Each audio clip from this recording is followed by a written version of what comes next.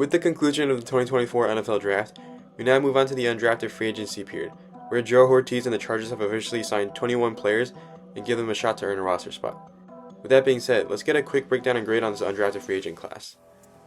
A common theme of this draft class has been to establish the identity of a hard-nosed football team through imposing size and grit, which is reflected by the players the front office has brought in.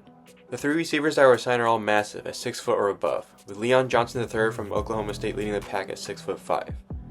Johnson is a former D3 All-American from George Fox, who transferred to Oklahoma State this year and had several breakout games, including his first start against Cincinnati, where he had 149 receiving yards.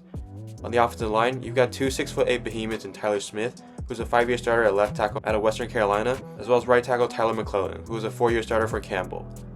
If you ever plan on running a smash mouth style of football, this is definitely the way to go.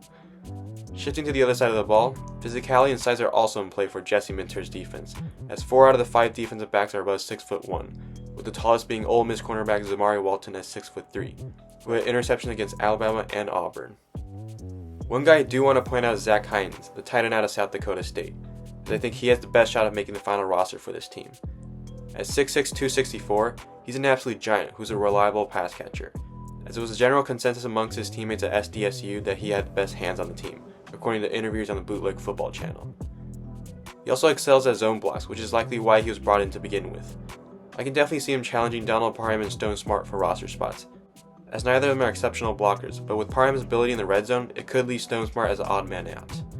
In terms of a grade for this wave of undrafted players, I'd give it an A-, as they weren't necessarily the best players that were available, with guys like defensive tackle Leonard Taylor III from Miami and wide receiver Jalen Coker from Holy Cross on the market. However, the players that have been brought in by the front office all fit a certain mold, and will serve as a blueprint for the type of team this new regime is trying to build going forwards, which is really all that matters. Anyways, let me know what you guys thought of the new players that have been brought in, and thanks for watching.